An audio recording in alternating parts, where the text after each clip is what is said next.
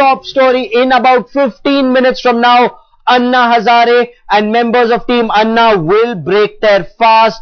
They've announced they'll form a political movement. They'll lead a political movement. They've also talked about toying with the idea of a political party. The Congress party has called this a desperate face saver. But even within Team Anna, not everyone is on board. Let's listen in to Justice Santosh Hegde. Let's also listen in to Kumar Vishwas. Political party बनाई जाएगी, एक option है, एक विकल्प है और ये हो सकता है, मजबूत विकल्प है। लोग इस पर बात कर रहे हैं, लेकिन इस पर भी बात चल रही है कि एक एजेंडा ऐसा बनाया जिस पर बाकी लोग सहमत हो, लोकप्रिय उम्मीदवार सहमत हो, निर्दलीय उम्मीदवार सहमत हो।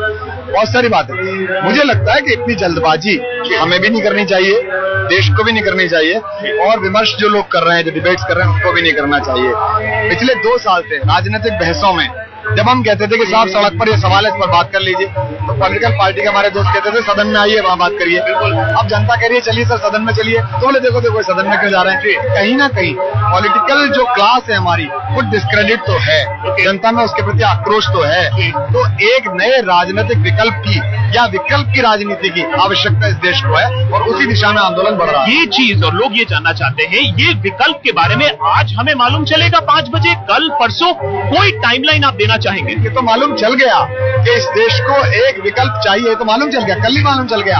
पर वो राजनीतिक विकल्प होगा या विकल्प की राजनीति होगी, दोनों में थोड़ा सा अंतर है। ये जनता जनार्दन से बात करने के बाद, ग्राम सभाओं में जाने के बाद, जैसा अन्ना ने कहा है कि घूमिएगा जाइएगा, वो 1 हफ्ते में, 2 हफ्ते में, 1 महीने, 1.5 महीने में हो जाएगा। डिसीजन केवल ये हुआ है कि इस देश की राजनीति में एक वैकल्पिक व्यवस्था होनी चाहिए, एक वैकल्पिक सुधार होना चाहिए पूरा। अभी तक क्या होता है, पार्टी अपना कैंडिडेट चुनकर एक कॉन्स्टिट्यूएंसी को दे देती है। होना ये चाहिए कि कॉन्स्टिट्यूएंसी अपना कैंडिडेट चुनकर पार्टियों को दे। बिल्कुल, ये हमारा कैंडिडेट। कोई भी पार्टी अपने सांसद के प्रत्याशी का चुनाव पहले अपनी पार्टी में नहीं करा। क्या ऐसा होगा?